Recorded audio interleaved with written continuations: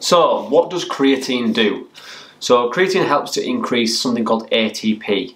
And ATP is basically what our body runs on. So our cells don't really care about calories. What they really care about is ATP, how much ATP your body has. So they are basically the energy for the cell, for the human body cells. So creatine basically donates a phosphate group to ADP, and ADP converts to ATP, which is what we want. So ATP is the body's energy source. It helps with majority of kind of physical activity and things that you do. That will help give you energy and make you perform better. Now, creatine can actually be found in beef and chicken especially, and in a pound, so that's about 450 grams of beef, you actually get 2 to 2.5 grams of creatine a day. So creatine is not a drug, a steroid, whatever you think it might be. Creatine is just naturally found in meats. I think in chicken it's about 1 to 1.5 grams found in the same amount. So yeah, creatine basically helps your body to perform better.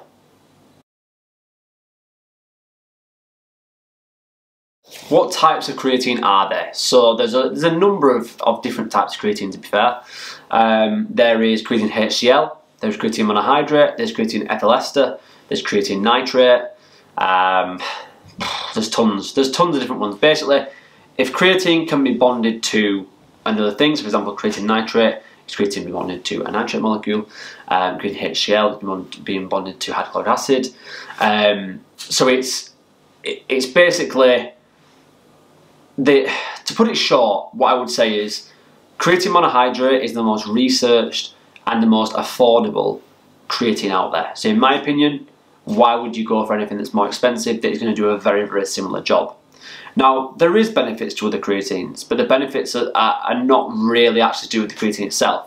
As long as you get the creatine in, the creatine will do the job. Personally, I would go with monohydrate because it's so, well, it's not that cheap anymore, but it's so cheap per gram, and it works just as well as the other more expensive ones. Now, creatine HCl does have its benefits. So it was shown in the study that it can be more bioavailable orally in animals, so it's more easily absorbable in animals when taken orally, but it hasn't been tested in humans yet. How much creatine should you take? So, in general, 5 grams a day is basically the amount to take. 5 grams a day, every day, even when you're not training, just make sure you get it in around a similar time of day. And the whole idea is you're building up the saturation point to reach the ideal saturation level where creatine is in your body and it's being utilised to its efficiency by getting more ATP in the body.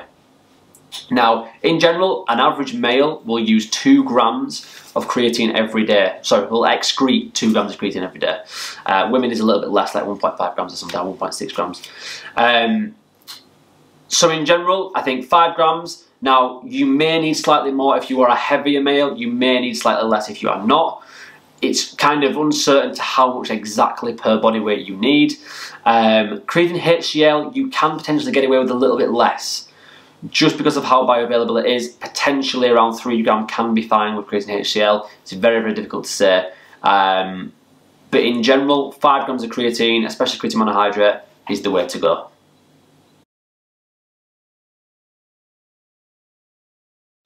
So, what are the myths around creatine that go around? So, number 1 is loading creatine.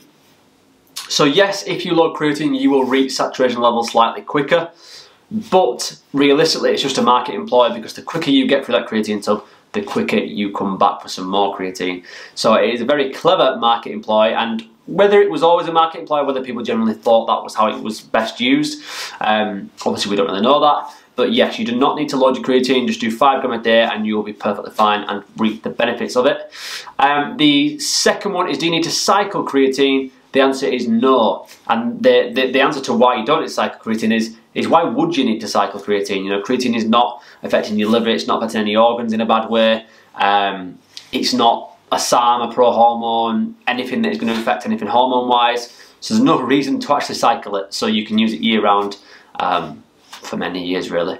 The third myth that often goes around is, will I lose my hair? get acne, I think, in general from creatine. In general, no, there's no reason, again, why not. It's not affecting hormone levels, you know, it's not affecting things that would make you lose your hair or give you spots. It is literally just creatine which is helping to increase ATP. So there's no need to worry about any of those myths. They are myths, and only myths, like a unicorn. Or maybe not.